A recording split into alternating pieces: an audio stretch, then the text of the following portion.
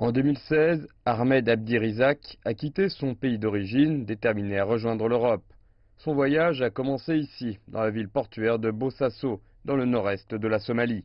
En raison de sa proximité avec le Yémen, les trafiquants d'êtres humains utilisent Bosaso pour faire passer en contrebande des immigrants clandestins, principalement des Somaliens et des Éthiopiens, dans les riches États pétroliers du Golfe.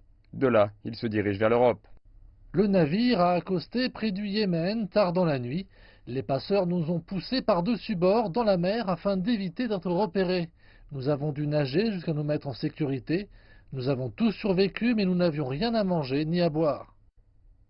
Selon l'Organisation internationale pour la migration, des centaines de personnes seraient mortes en essayant d'atteindre le Yémen. Le pays le plus pauvre du monde arabe est actuellement aux prises avec l'une des pires catastrophes humanitaires au monde. Ahmed a trouvé un autre réseau de passeurs pour l'aider à quitter ce pays déchiré par la guerre, mais pour se retrouver finalement en Libye. En Libye, les passeurs ont séparé les hommes des femmes. Ils nous ont nourris une fois par jour et ont battu ceux qui ne pouvaient pas payer l'argent qu'ils demandaient pour leur voyage vers l'Europe. Cette vidéo est l'une des nombreuses à avoir tiré le signal d'alarme concernant les conditions dans lesquelles étaient détenus les migrants en Libye.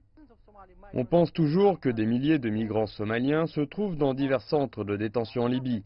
Le gouvernement de Mogadiscio a rapatrié des centaines de personnes qui ont retrouvé leur famille, mais le sort de milliers d'autres est toujours en suspens. S'il y a une chose que j'ai apprise de tout cela, c'est de ne jamais fuir votre pays d'origine.